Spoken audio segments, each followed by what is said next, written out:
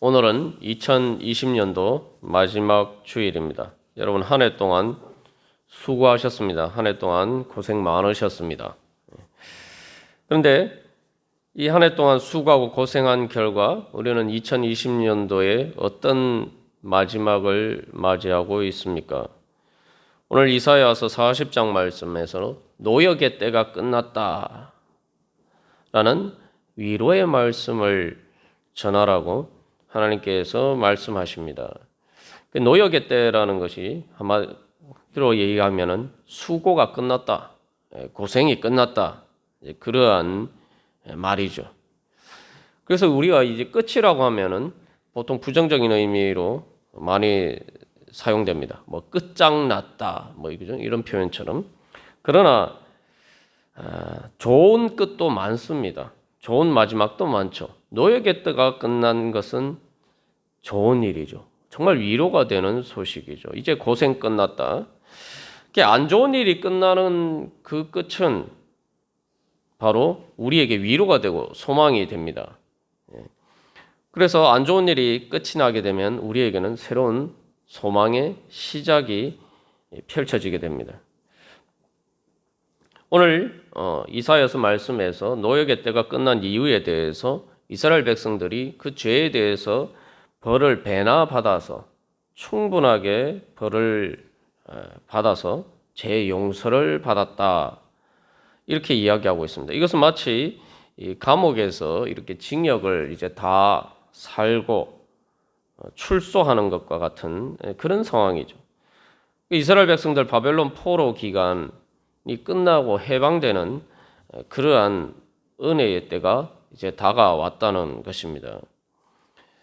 과거 우리나라가 그러했듯이 일제시대가 끝나고 해방되듯이 바로 그렇게 해방의 기쁜 날이 왔다는 소식입니다. 여러분, 정말 2020년도의 끝이 우리의 이 2020년도를 마무리하는 끝이 정말 그런 끝입니까?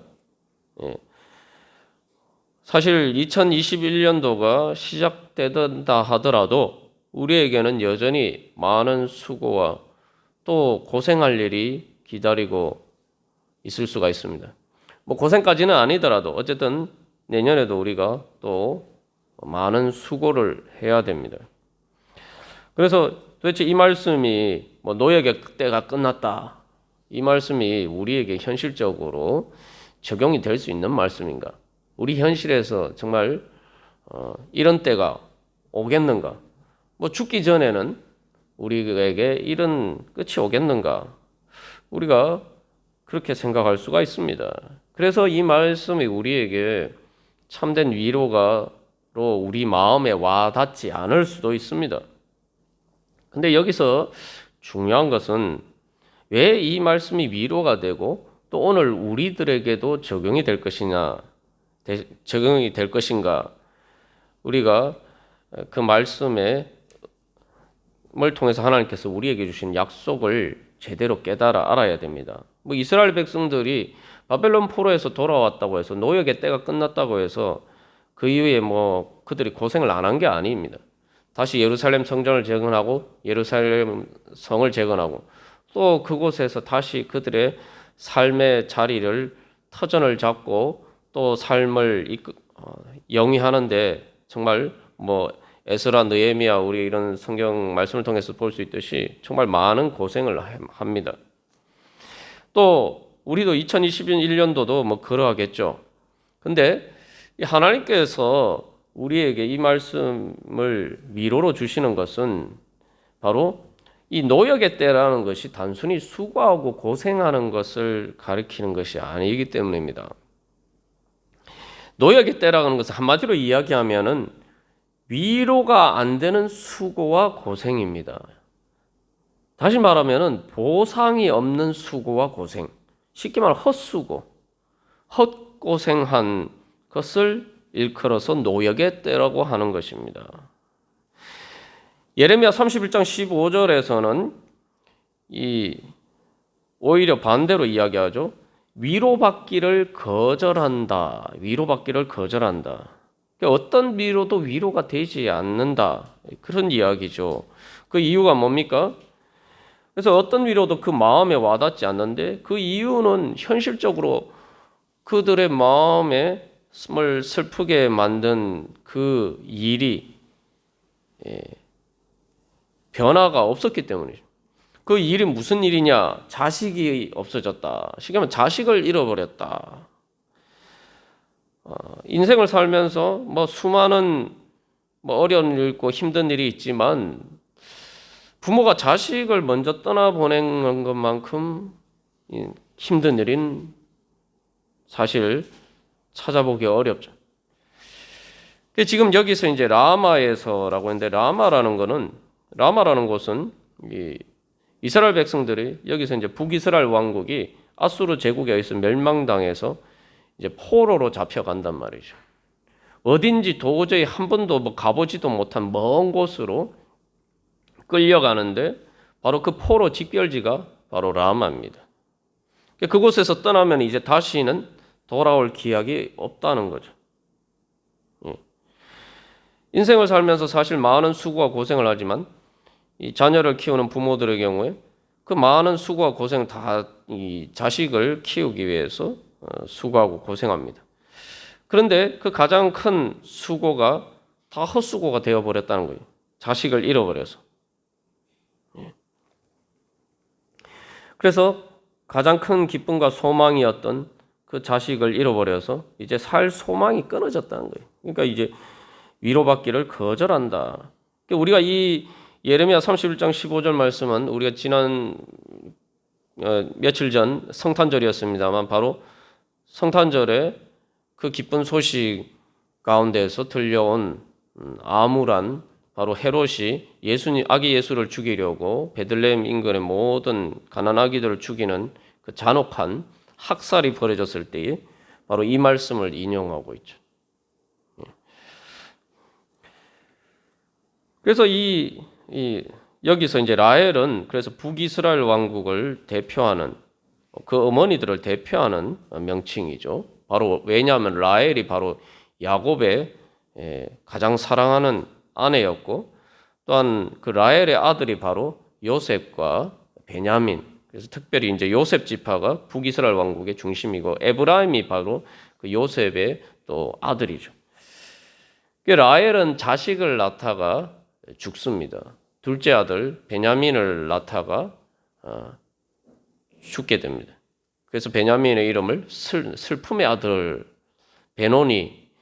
그런데 이제 그 이름을 나중에 이제 베냐민으로 바꿉니다만, 그런데 인간은 삶에 있어서 사실은 가장 비극적인 그러한 자식을 그렇게 아들 낳기를 소망해서 그 자식을 낳았는데 그 자식이 제대로 자라는 것을 보는 그 기쁨도 누리지 못하고 그저 죽어버린 그 엄마의 정말 애절한 마음. 인간 삶에 있어서 가장 극단적인 그러한 위로가 안 되는 그러한 일을 보여주고 있습니다. 노역의 때라는 게 바로 그런 거예요. 노역.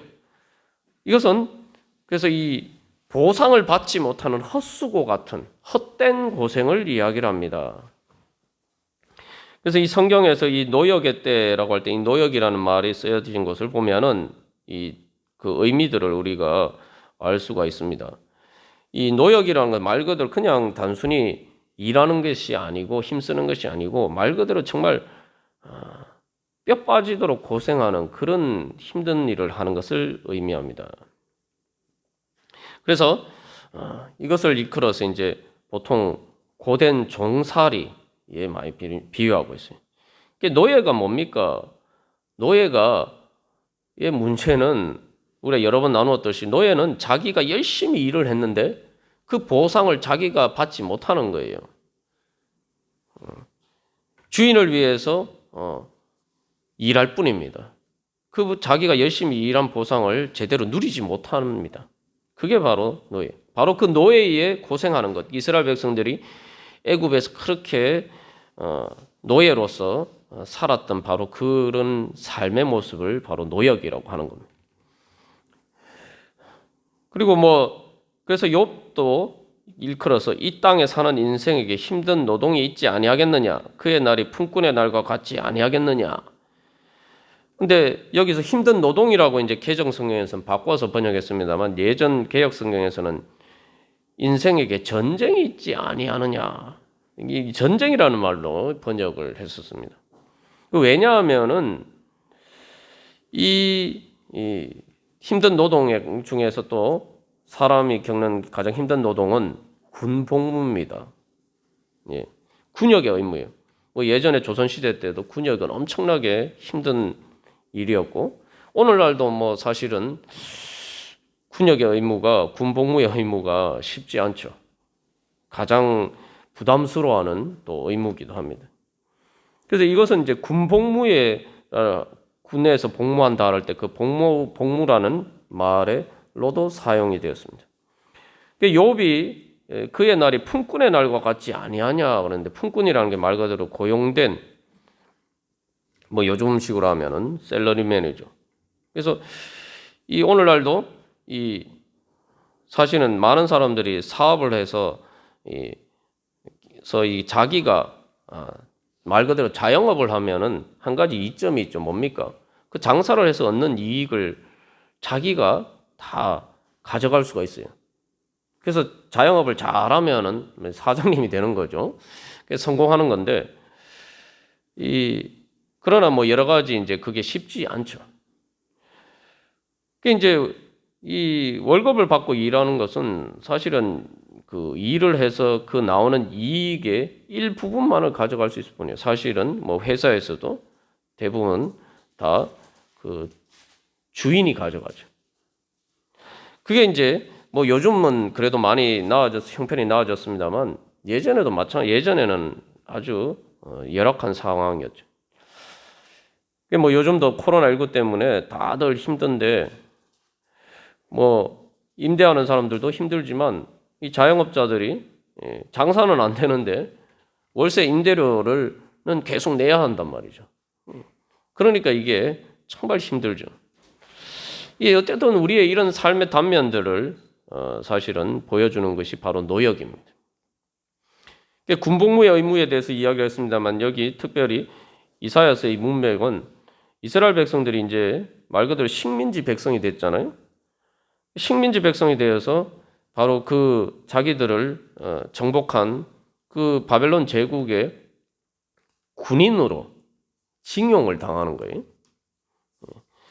여기서 이 노역이란 건 그런 것을 또 포함합니다. 우리나라도 예전에 일제시대 때 강제징용으로 많은 분들이 끌려가서 정말 죽도록 고생했죠. 요즘 그 강제징용 배상 문제가 첨예한 이슈가 되고 있습니다만, 그 강제징용이 왜 문제가 됩니까? 열심히 일을 했는데, 그죠? 그 이익은 우리가 얻지 못하는 거죠. 제대로 보상을 받지 못하고, 또 열심히 나가서 전쟁을 했는데, 전쟁에서 싸웠는데 그 이익은 일본이 가져가는 거지, 우리에게 이익이 되는 것이 아니었단 말이죠. 지금 여기 노역이라는 것은 다 그런 것을 의미하고 있습니다. 그래서 우리의 인생이 정말 어떻게 보면 내가 가진 것이 많은 것처럼 보이지만, 인생의 많은 것들 결국은 다 벌금으로, 마치 징역 살게 되면은 그 다 내놓아야 되듯이 결국은 다 내놔야 돼요. 그래서 이 노역의 때라는 건 말 그대로 이제 한마디로 하면 노예입니다. 노예로 살아가는 것을 이야기해요. 노예로서 고생하는 것을 이야기합니다. 그래서 여기서 이제 벌을 배나 받았다, 이게 원래 받아야 되는 벌보다 더 많이 받았다, 뭐 이렇게 해석할 수도 있지만, 사실은 이건 이제 일반적인 형벌의 특징을 보여주고 있죠. 예를 들면은 죄를 지어서 뭐 뇌물을 받았다 말이죠. 요즘도 처벌을 받으면은 그 뇌물 받은 만큼 추징금으로 내야 됩니다. 근데 그 추징금만 내면은 징역 안 살아도 됩니까? 아니죠. 추징금, 자기가 뇌물 받은 거 추징금으로 다 내야 되고, 거기에 더해서 징역도 살아야 돼요. 그러니까 벌이 2배죠. 예. 그게 바로 죄의 속성입니다. 죄에 대한 벌은 그렇습니다. 뭐 예전에 이 중동지방에서는, 고대 중동지방에서는 신이나 왕의 것을 훔치면은 뭐 30배로 보상을 해야 되고, 가난한 사람 것을 훔치면은 10배의 보상을 해야 되고, 뭐 10배, 20배의 벌을 받아야 된다. 그래서 이스라엘은 상대적으로 가벼웠어요. 그래서 이스라엘에서는 그 도둑질을 하면은 2배로 배상해야 되고, 아니면은 배상 못하면은 자기 몸을 팔아서 노예가 돼서 배상하도록 하고 있습니다. 그래서 말 그대로 이 노역이라는 것은, 그래서 벌을 배나 받았다는 것은 뭐 특별히 벌을 많이 받았다는 얘기가 아니라 그냥 벌 받았다는 얘기예요. 정의에 따라서 합당한 벌을 받았다는 겁니다. 그래서 신명기 말씀에서도 노예에 대해서 이야기를 할 때 품꾼의 삭세, 배나 받을 만큼 일을 했다. 이 자유인으로서 우리 지금 요즘 해가면 돈을 받고 일하는 것과 달리 노예는 2배로 일을 했다. 이렇게 이야기하는 거죠. 이게 우리의 삶입니다. 그래서 이 벌에 대한 그 배상은 이자가 눈덩이처럼 복리로 불어나듯이 그렇게 불어나는 거예요. 여러분, 세상 법정에서도 돈을 갚아야 되는데 갚지 않아서 판결을 받으면은 그 판결 난 때부터는 이자가 얼마인지 아십니까? 이자가 연 이율 24%가 물립니다. 빨리 갚으라는 얘기죠. 이자 24%면요, 몇 년만 되면 2배가 됩니다. 이게 오늘날 우리의 삶에 그렇죠. 이 가난한 사람들이 뭐 열심히 일을 해도 빚이 뭐 형편이 안 돼서 빚을 내잖아요. 그러면 어떻게 됩니까? 빚을 내면은 신용 등급이 낮아져요. 신용 등급이 낮아지면은 이자가 더 높아져요. 그래서 이거 빚을 내면 낼수록 점점점 빚이 눈덩이처럼 불어나죠. 결국 그러다 보면은 열심히 일을 했는데도 빚도 제대로 못 받고 남은 건 빚밖에 없단 말이지. 이게 노역의 때라는 게 바로 그런 우리의 삶의 상황을 보여주고 있습니다. 거기다가 여기서 이제 또 벌을 2배로 받았다. 이게 무슨 얘기냐? 이게 또 우리의 참 가련한 인간 삶의 상황을 보여주고 있는데, 내가 그 인생의 빚을 질 때 내 잘못뿐만 아니라 다른 사람의 잘못까지 연대 보증을 서야 돼요. 요즘은 그 제도가 많이 이렇게 개선이 됐습니다만, 예전에 이 보증 서는 거 정말 무서운 일이죠. 보증 잘못 썼다가 폐가 망신한 사람들이 얼마나 많습니까? 보증을 썼다는 건 정말 억울한 일이에요. 보증을 써서 내가 쓰지도 않은 돈인데, 내가 쓰지도 않은 돈인데 남의 돈을 내가 대신 갚아줘야 돼요. 이거 완전히 헛수고죠. 이게 무슨 얘기냐 하면은, 인간 삶이 뭐 그런 돈 빌려서 직접적으로 보증을 서는 것뿐만 아니라 우리가 같이 사람들끼리 살아가는 게 다 연대 보증이에요. 가족 중에 한 사람이 잘못하면은 나머지 가족들이 다 같이 그 죄의 짐을 져야 돼요. 혼자만 딱 이렇게 분리돼서 벌을 받는 게 아니란 말이죠. 가정만 그렇습니까?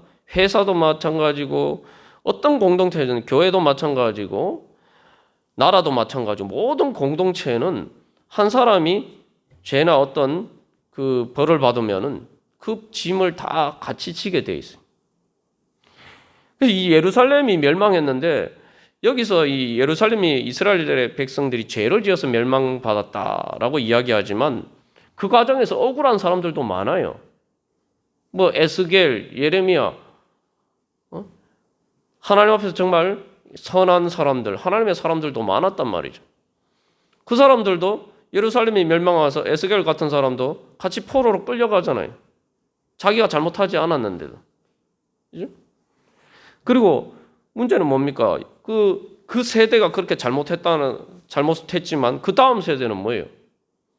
이스라엘 백성들이 바벨론에 70년 포로가 되었는데, 대략 한 세대를 30년으로 잡으면은 2세대가 넘어가잖아요. 그 다음 세대는 무슨 죄입니까? 그들의 죄 때문이 아니라 그들 부모 세대의 죄를 짊어지고 바벨론의 포로로 살게 되었단 말이에요. 그러니까 인간 삶이 그렇습니다. 그죠?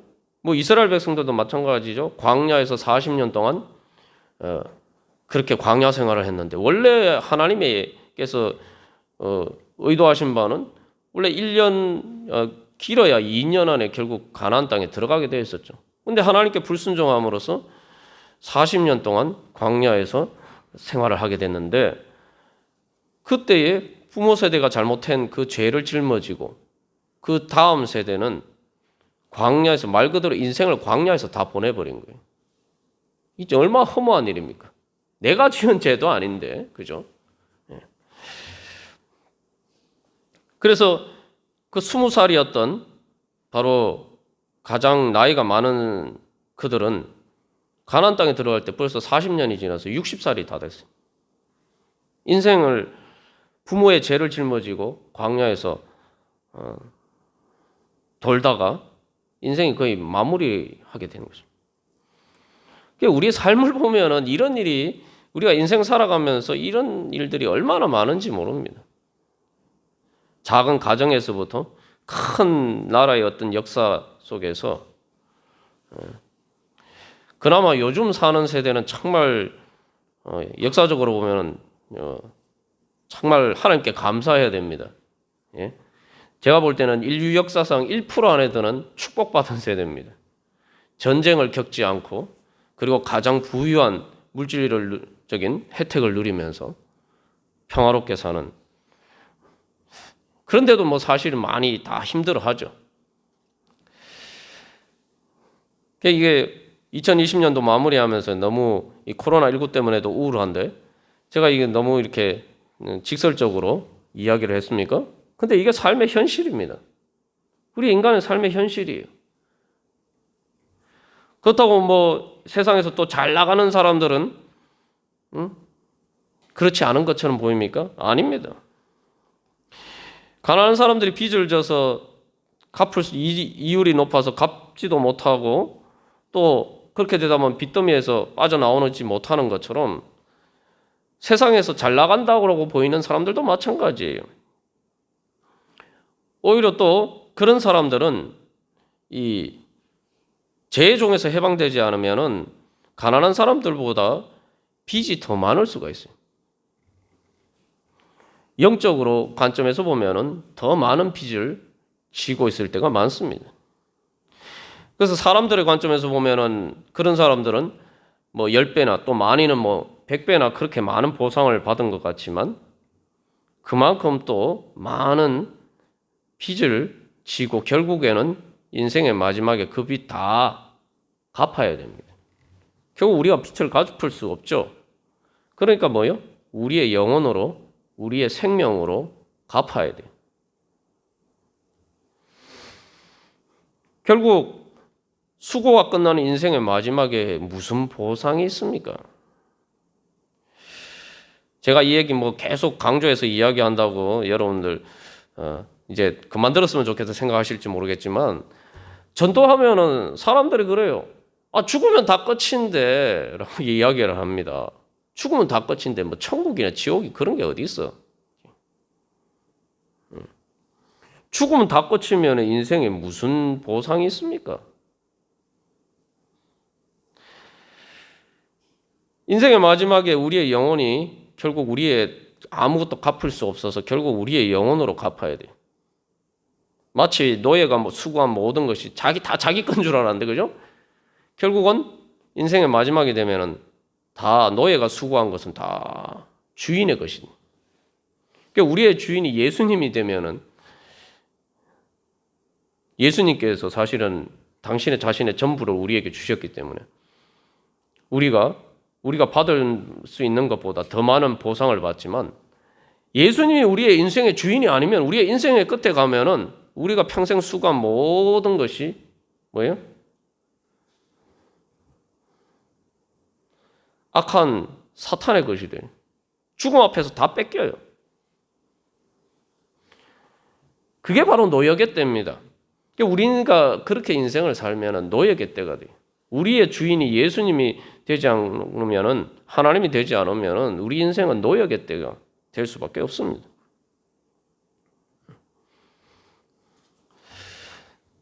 그래서 예수님께서 우리를 불쌍히 여기셔서 위로하라 말씀하십니다. 우리에게 위로의 소식을 주십니다. 그래서 위로하시면서 라헬이 위로받기를 거절한다라고 하니까 하나님께서 뭐라고 말씀하십니까? 예레미야 31장 16절에서 네 울음소리와 내 눈물을 멈추어라. 내 일의 싹을 받을 것인즉 그들이 그의 대적의 땅에서 돌아오리라. 하나님이 위로하시는 핵심이 뭡니까? 보상을 싹을 받을 것이다. 보상을 받을 것이라는 말이에요. 여러분 아무리 수고하고 힘들어도 보상을 제대로 받으면은 위로가 됩니다. 제가 오늘 새벽에도 나눴고 여러 번 나눴습니다. 이것도 우리의 정말 마음에 와 닿아야 돼요. 그래서 제가 또 말씀드리는데 여러분 지금 다들 일을 하시잖아요. 일하는데 돈 여러분 지금 받으시는데 똑같은 일을 하는데 곱하기 10배로 여러분 돈을 받는다. 그러면은 여러분 기분이 어떠시겠어요? 예? 월급 100만 원 받는데 내가 지금 일을 해서 100만 원 받는데 1000만 원을 준다는 거예요. 그럼 어떻게 되겠어요? 저 같으면 막 붕붕 날아다닐 것 같아요. 막 일하면서 막 콧노래를 부르면서 아주 신바람 나서 막 일할 것 같아요. 안 그렇습니까, 여러분? 그러니까 수고하고 고생하는 게 문제가 아니에요. 수고하고 고생했는데 거기에 대해서 정당한 보상을 제대로 받으면은 이 위로가 되는 거예요. 그게 바로 소망이 있는 거예요. 하나님께서 말씀하시기를 네 장래에 소망이 있을 것이다. 하나님께서 위로하시는 것은 우리가 이 땅에서 수고하고 고생한 모든 것에 대해서 헛되지 않게 주님께서 갚아주시고 위로해 주시고 정말 뭐 10배 정도가 아니라 영원히 갚아주시는 거예요. 영원히 갚아주는 건 10배, 100배, 1000배가 아니라 무한배가 되는 거예요. 여러분 믿으십니까? 우리에게 그 소망이 있을 때 우리의 삶은 위로가 있는 노예의 때가 끝나는 겁니다. 그래서 우리는 이제 이 땅에서 수고하고 고생하면서 살다 하더라도 우리의 때는 노역의 때가 아니고 바로 하나님께서 주시는 그 보상을 받기를 소망하면서 그 보상받을 하나님께서 주시는 상 받을 준비를 하는 그러한 은혜의 때가 되는 것입니다. 그래서 이제 그런 때에 대한 약속을 받은 사람은 이제 눈물을 멈추고 이제 소망하면서 기다려야 돼요. 준비해야 됩니다. 마치 병원에 아파서 입원했다 하더라도 건강하게 완전히 몸이 회복되어서 건강하게 퇴원할 수 있으면은 이제 그런 소망이 주어졌단 말이죠. 내가 병원에서 그렇게 치료받느라고 고생을 했는데 힘들었는데 그만큼 더 내가 건강하지 단순히 회복이 되는 게 아니라 그 예전보다 더 건강하게 된다. 이러면은 뭘 해야 됩니까? 예? 열심히 그 퇴원할 때를 준비를 해야 돼요. 열심히 재활 치료해야 돼요. 그리고 이러한 때가 또 마찬가지죠. 여러분, 뭐 학생들 같은 경우에 수험 생활을 할 때에 사실은 대학 가기 위해서 수험 생활하는 게 정말 힘듭니다. 그죠? 막 고3 때 학생도 힘들고 부모도 힘든데, 그죠? 그렇게 힘들어도 그 결과로 정말 원하는 결과를 얻어서 자기가 원하는 때 합격한 것이 보장이 되면은 뭘 해야 됩니까? 열심히 그때를 준비해야 되는 거죠. 열심히 공부해야 되는 거예요. 사실 그게 확실하게 보장이 안 돼도 그것을 소망하면서 많은 사람들이 그렇게 열심히 공부를 하고 힘쓰고 애씁니다. 그런데 하나님께서는 확실하게 보장을 해주신다는 거예요. 했을 때에 열심히 공부를 했는데도 뭐 합격할지 안 할지 모른다 이게 아니라 반드시 합격한다는 거예요. 그리고 또 이 군복무 의무와에 비유해 보면은 제대를 하게 되면은 사실 이 노역의 때가 끝났다는 것은 이 군복무를 마치고 제대할 때가 됐다는 거예요. 대한민국에서 군생활 해보신 분들은 아시면 이 제대할 때가 정말 꿈속 정말 꿈이냐 아니면은 제대할 때를 정말 이 전설이라고까지 얘기해요. 너무 이제 군복무가 힘드니까 정말 내가 이 군복무 생활을 마치고 내가 정말 제대할 때가 오느냐. 그때가 정말 전설처럼 그냥 꿈 정도가 아니라 전설처럼 생각된다. 그래서 뭐 말년병장은 떨어지는 낙엽도 조심한다 이러니 무사히 건강하게 제대하기를 준비하는 거예요. 그래서 이제 노역의 때가 끝났다. 하나님께서 우리에게 위로해 주실 때 하나님이 우리에게 그 보상을 받을 것이고 또한 그 소망이 있을 것이다 말씀하시면 이제는 우리는 노역의 때가 아니라 소망의 때를 살아야 되고 그래서 주님께서 우리에게 주실 은혜를 소망하면서 그 은혜를 받기를 열심히 준비해야 됩니다. 그래서 우리가 2020년도를 마무리하면서 2021년도에도 우리가 여전히 또 많은 수고들을 해야 됩니다. 그런 가운데서 그러나 2021년도 하나님께서 이 한 해를 마무리하고 새로운 시작을 하면서 하나님께서는 우리를 위로해 주시면서 바로 노역의 때가 끝났다라고 말씀하십니다. 이제 그 노역의 때가 끝나기 위해서는 우리가 준비를 해야 돼요. 그래서 뭐라고 말씀하십니까? 노역의 때가 끝났다라고 이야기를 하고 너희가 하나님의 대로를 준비하라. 여호와의 길을 예배하라. 라고 이야기를 하죠. 우리가 성탄절을 보내고 성탄절 후에 첫 번째 주일입니다만 예수님께서 이 땅에 오셨다는 것이 바로 이미 노역의 때가 끝난 거예요. 여러분 우리가 갑절의 벌을 받았다 이렇게 하나님께서 얘기해 주시는데 그러니까 벌 다 받았으니까 이제는 대신에 복 받을 일만 남았다는 거예요. 근데 앞에서도 우리가 나눈 것처럼 우리가 죄의 벌은 우리 평생을 다해도 우리의 영혼을 갖다 바쳐도 갚을 수가 없는 게 죄의 벌이에요. 그 인생의 죽음으로 가는 것처럼 사실은 우리가 어떻게 보면은 이 땅에 사는 고생하면서 사는 것들이 아직도 그 죄의 짐을 짊어지고 있는 것이죠.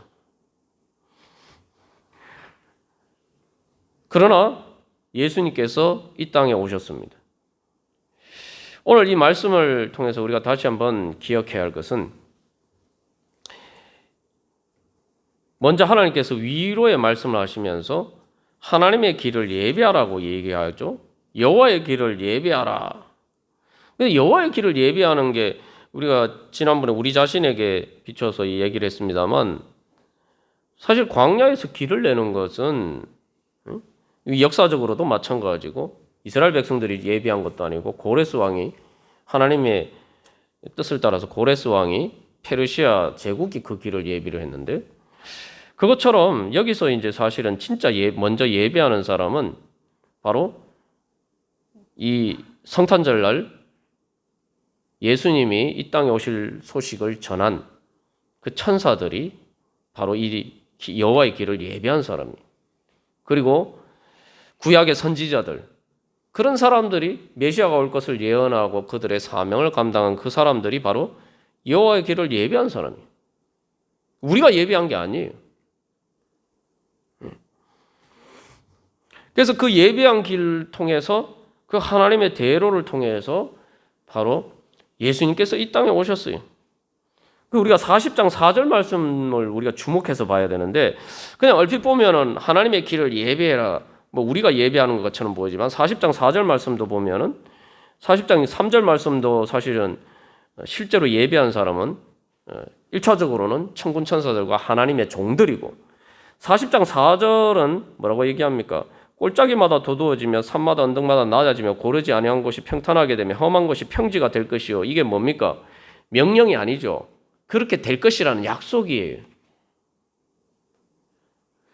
다시 말하면은 하나님께서 그 길을 예비하시고 그 길을 통해서 예수님께서 오셨고 또한 그래서 그 이제 우리가 우리의 마음의 길을 열어서 우리가 준비를 하면은 우리의 준비가 되면은 예수님이 이미 이 땅에 오셔서 모든 것을 다 예비해 놓으신 준비해 놓으신 그것이 우리에게 현실로 이루어질 것이다. 그 약속이 이루어질 것이다. 바로 그런 말씀이죠. 그래서 5절 말씀에서 모든 육체가 그것을 함께 보리라 라고 이야기하고 있습니다. 그 모든 육체, 말 그대로 모든 육체, 모든 사람이란 거예요. 특히 육체라고 번역하고 있는 것은, 육체라는 말을 쓴 것은 연약한 인간, 도대체 노역의 때에서 벗어날 수 없는 그런 사람들에게, 모든 사람들에게 바로 하나님의 구원이 나타날 것이고 하나님께서 그들을 구원하시기 위해서 오실 것이다. 2000년 전에 오셨고 오늘도 우리를 구원하시기 위해서 오실 것이다. 2021년도에도 하나님께서 우리를 그렇게 구원하시기 위해서, 우리에게 새 은혜 베풀어 주시기 위해서 우리에게 오실 것이다. 다 준비하고 계신단 말이죠. 그러면 여기서 이제 남은 일은 우리가 무엇을 준비해야 되느냐? 그래서 이제 우리가 그 길을 예비해야 됩니다. 우리가 다시 한번 천사들의 그러한 성탄절에 전한 소식을 기억할 필요가 있어요. 뭐라고 얘기합니까? 목자들에게 오늘 예수 그리스도께서 메시아가 나셨다. 너희의 구세주가 나셨다. 오늘이에요. 내일이나 이 아니라, 내가 오늘이란 것은 내가 지금 만나러 가면은, 준비가 되면은 하나님을 만날 수 있고 하나님께서 나를 도와주시기 위해서, 나를 구원하시기 위해서 오시는 그 하나님의 길이 열려서 하나님께서 나에게 오실 것이란 말이죠. 기본적으로 하나님의 대로는 하나님이 오시는 길이거든. 왜 하나님이 오시느냐? 하나님이 우리를 구원하시기 위해서, 우리를 도와주시기 위해서, 우리를 찾아오시는단 말이죠.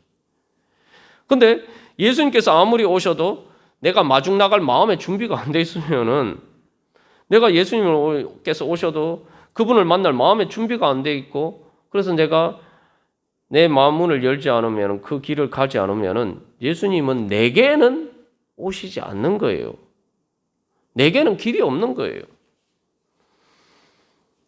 그래서 천사들이 목자들에게 전할 때에도 누가복음 2장 10절에서 분명히 이야기해요. 모든 백성이에요.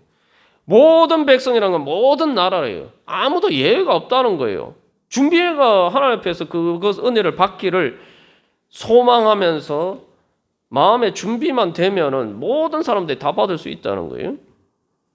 근데 모든 나라, 모든 백성이라고 이야기하는데, 모든 육체라고 하는데, 거기에 나는 왜 맨날 빠지느냐 말이죠. 내가 준비가 안 돼 있기 때문에. 내가 준비를 안 해요. 예수님을 만나서 마중 나갈 생각이 없는 거예요. 마중 나간다는 게 뭡니까? 탕자가 돌아오기를 기다리는 탕자의 아버지가 늘 그 성경 말씀을 보면은 탕자가 돌아오는데 멀리서 먼 발치에서 보고 달려가서 탕자를 맞았다는, 그것은 항상 밖에 나와서 탕자가 올 것을 기다리고 있었다는 거죠. 우연히 지나가다 본 게 아니라, 하나님은 그렇게 우리를 기다리고 계십니다. 우리를 찾아오시는데, 문제는 우리가 하나님 정말 구세주 하나님 필요합니다. 주님이 이 노역의 때를 끝내 주셔야 됩니다. 주님께서 갚아 주셔야 됩니다. 주님께서 저를 위로해 주셔야 됩니다 하면서 정말 간절하게 원하는 마음이 있으면, 주님께서 오신다 그러면은 발 벗고 뛰쳐나가야 되는 거죠. 우리가 그런 마음이 없다는 것은 내가 믿지 않기 때문에, 그 모든 나라와 모든 백성에게 나는 거기에 속하지 않다라고 생각하기 때문에.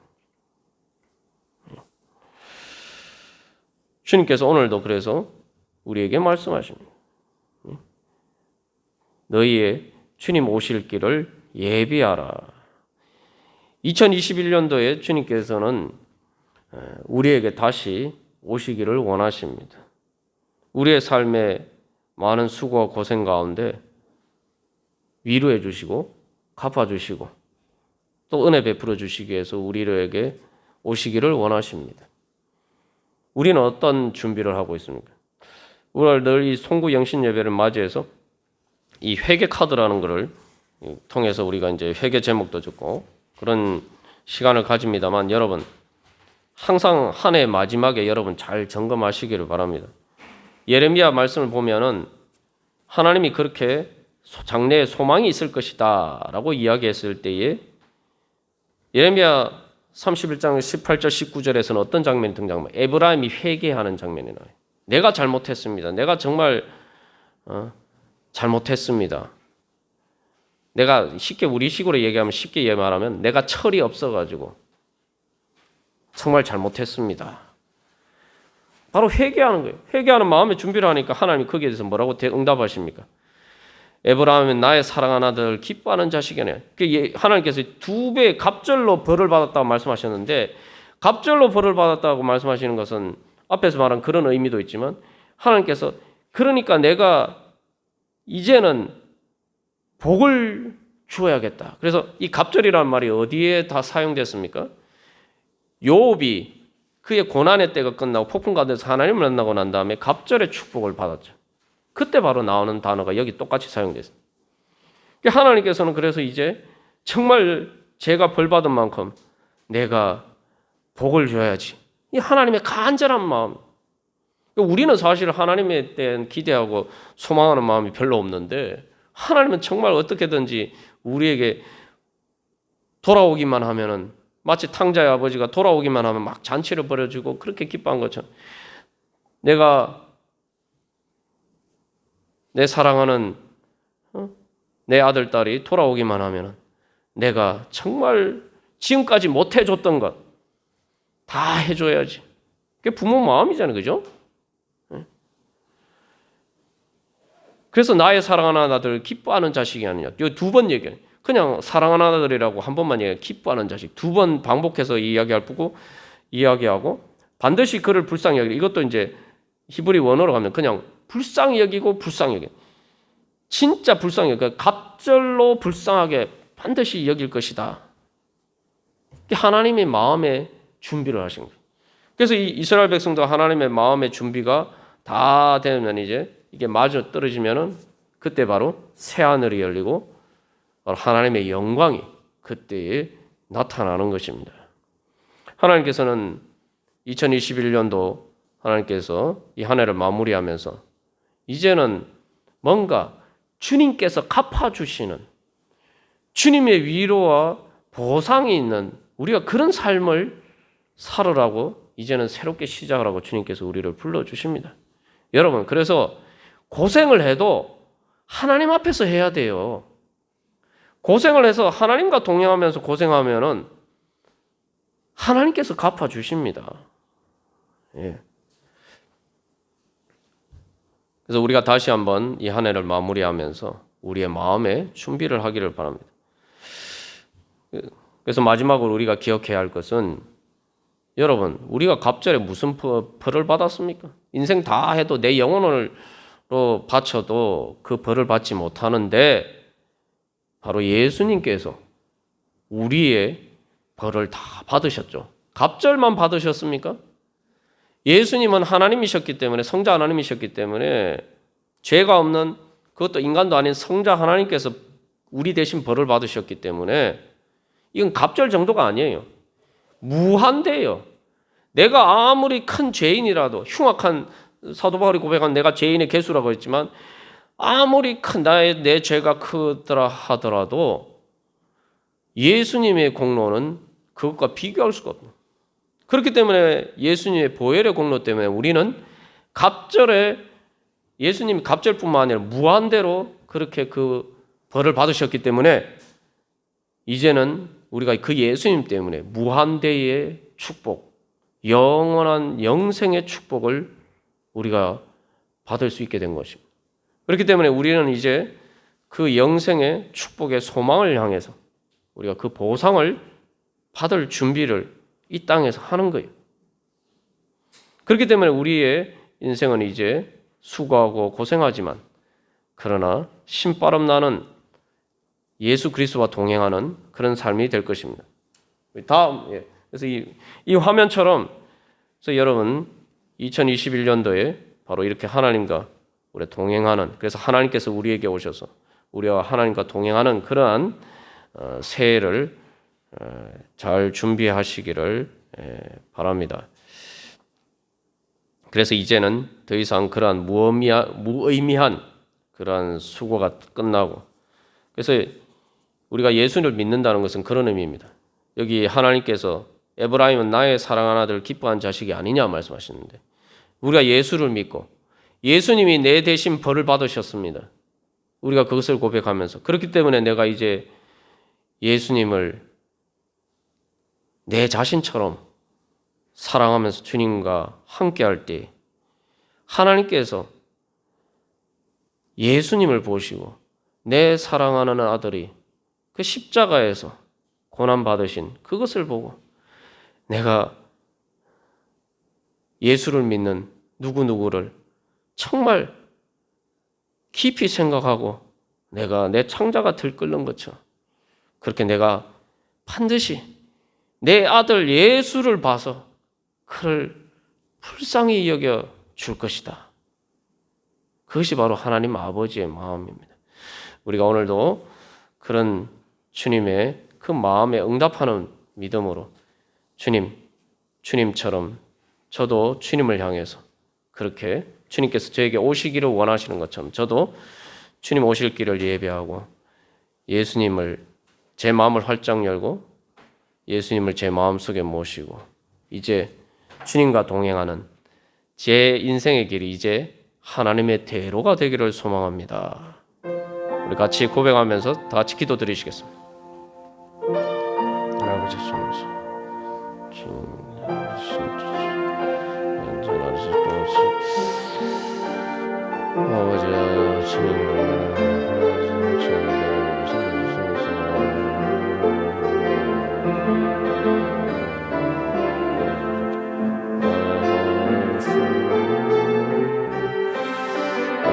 주님